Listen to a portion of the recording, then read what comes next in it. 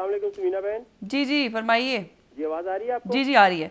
अच्छा जी, बात यह है कि वो मलिक साहब फरमा रहे थे, मैं उनकी बात में थोड़ा सा वो वजाहत चाहूँगा कि देखें, जब इनकलाब आया था उसे वकला तहरीक ने खुद रोका है, इनकलाब को किसी ने नहीं कहा था।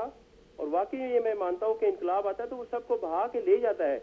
जब उन्होंने इलेक्शन में नहीं हिस्सा लिया, उन्होंने इनकलाब को खुद ब्रेकें लगा दी। वहाँ पे ये इलेक्शन में हिस्सा लेते, इनकी अपनी इतनी आवाज़ आ जाती कि अब वो जहाँ बाहर बैठ के जो इनकी छोटी मोटी एक मीटिंग्स होती हैं, ये उसके पार्लियामेंट के अंदर होते।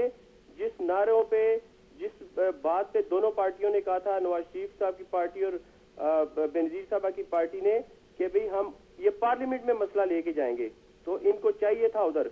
फिर दोबारा ब्रेक लगाई कि इन्होंने कहा जी ठीक है, पीपल्स पार्टी ने कहा कि आप कोई ऐसी बात ना करें, हम बहाल करेंगे। और इंशाल्लाह मैं अब भी ये कहता हूँ कि इन दोनों पार्टियों की नीयत साफ है, देर आएगा दुरुस्त आएगा, क्योंकि मैं जुगतों का जवाब नहीं देना चाहता हूँ। डीएम चस्का की कालें भी इधर आ जाती हैं, वो जुगते शुगते लगाते हैं। और एतजाज हसन साहब को पार्टी का टिकट मिला हुआ है, ये भी मैं जरा इन्फॉर्मेशन दे दूं आपको जी। मैं सिर्फ इतना कहूंगा, अबरार साहब अगर लाइन पे हैं। भाई देखें, मसला ये है कि वकला लड़ नहीं रहे थे इलेक्शन। उन्होंने तो खुद कहा कि हम मुशर्रफ के नीचे किसी भी तरह की इलेक्शन की जो है वो समझते ही नहीं है। तो जी जिस बंदे ने जो पूरी जुडिशरी को घर भेज दिया है। असल मसला यह है कि बेनजीर साहबा ने खुद कहा कि मैं चीफ जस्टिस के घर के बाहर झंडा लगाऊंगी। साथ ही मियां नवाज शरीफ साहब ने ओथ लिया है, पार्लियामेंटेरियन जो पर्सपेक्टिव पार्लियामेंट्स। तो भाई मैं पहले भी कह चुका हूं कि अगर पॉलिटिकल विल है तो पहले ही पार्लियामेंट के इजलास में यह काम हो जाना था।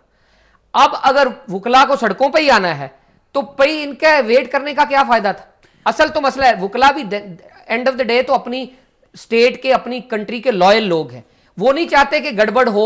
कानून से बात करने वाले लोग ये नहीं चाहते कि मार कुटाई हो, चीजें टूटे, सड़कों पे एवं फॉर नथिंग प्रोटेस्ट हो। अगर आप बहाल कर दें तो बात ही खत्म हो गई। वो अपने बार में बात करें, अपने बार के इजलास में बात करें, अपनी जो उनकी बार की मामलात है उनको देखें। अब अगर उनको बाहर आना पड़ेगा या आ रहे हैं, उसकी मेन वजह यह है कि ये डिविएशन हो रही है।